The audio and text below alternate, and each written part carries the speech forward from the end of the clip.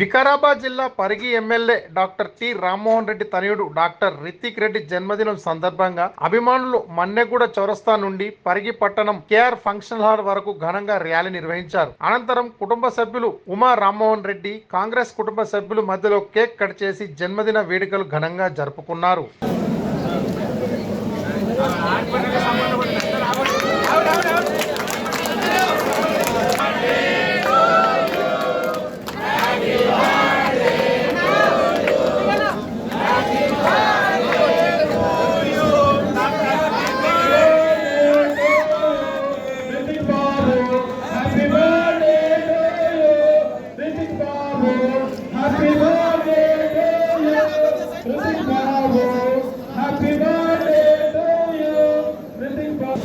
doctor